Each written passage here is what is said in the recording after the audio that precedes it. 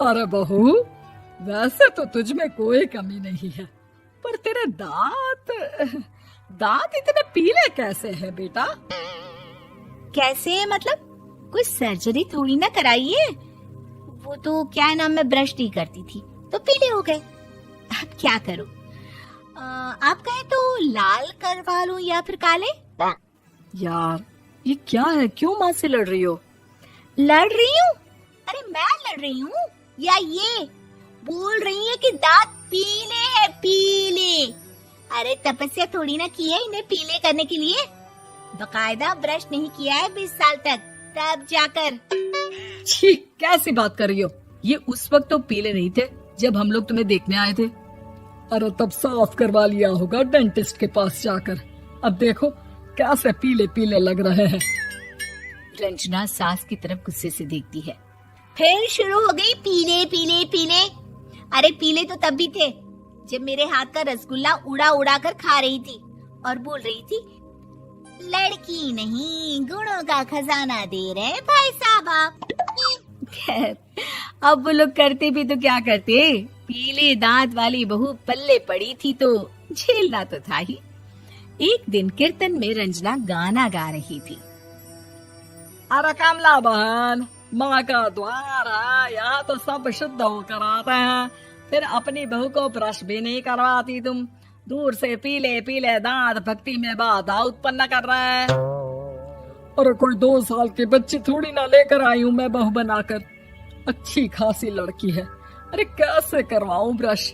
ये तो उसे खुद करना चाहिए ना।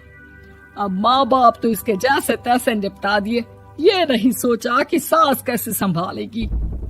सास बहू को लेकर घर आ जाती है, लेकिन सोच लेती है कि अब इसे लेकर कहीं नहीं जाएगी। अगले रोज बहू कहती है, अरे क्या हो गया, मंदिर नहीं जाना क्या? कीर्तन का वक्त हो रहा है। मेरी मधुर वाणी से कान्हा जी जागते हैं और सोते हैं। आप तो जानती है ना उनकी भक्ति में कितना मन लगता है मेरा।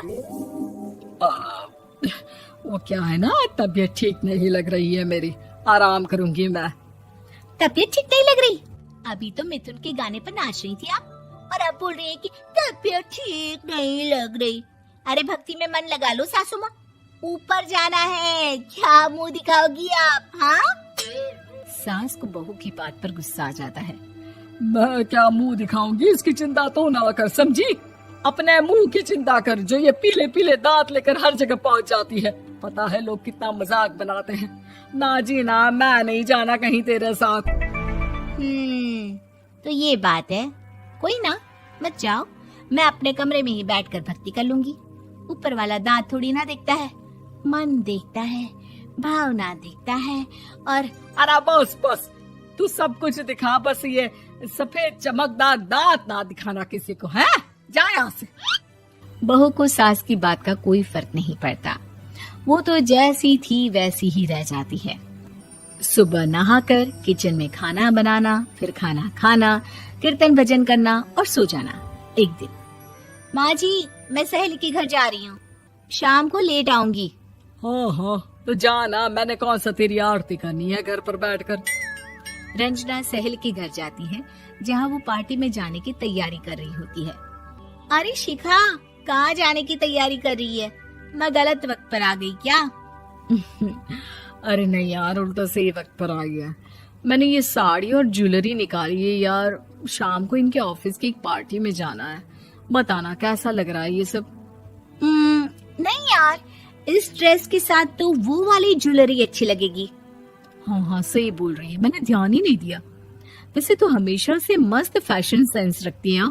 तो बड़ा जाती होगी ना पति के साथ पार्टी में। रंजना कुछ नहीं बोलती, बस सोचती है कि यार काश ये बात सही हो जाती, पर मैं क्यों नहीं जाती पार्टी में? क्या इन लोगों की कोई पार्टी होती नहीं होगी? रंजना घर आती है और रात में पति से सवाल करती है, एक बात बताइए, आप मुझे किसी पार्टी में क्यों नहीं ले जाते? क्या आपके यहाँ ऑफिस में पार्टी नहीं होती? पति बेचारा क्या कहता कि दांत पीले हैं तुम्हारे इसलिए। अरे कोई पार्टी होती नहीं हम लोगों के ऑफिस में, तो कहाँ से लेकर जाऊं? और मार्केट, मॉल, कहीं वीकेंड घूमना, कहीं तो। अरे यार सारे हफ्ते में एक छुट्टी मिलती है, तो सोचता हूँ कि आराम ही कर लूं। क्यों? रंजना मन मार के रह जाती है। पहले कभी सास के साथ मंदिर जाया करती थी, लेकिन वो भी सास ने ले जाना बंद कर दिया। घर बैठी बैठी रंजना बोर हो जाती है। तभी उसे आइडिया आता है और वो मायके जाने का सोचती है। सासू माँ, 2 दिनों के लिए मम्मी के घर जा रही हूँ। अच्छा ठीक है, आराम से जा। और हाँ, माँ से कुछ अच्छी आदत सीख कर आना कि कैसे शरीर के हर भाग की तरह दांतों की सफाई भी जरूरी होती है, समझी? शुरू हो गई ना आप।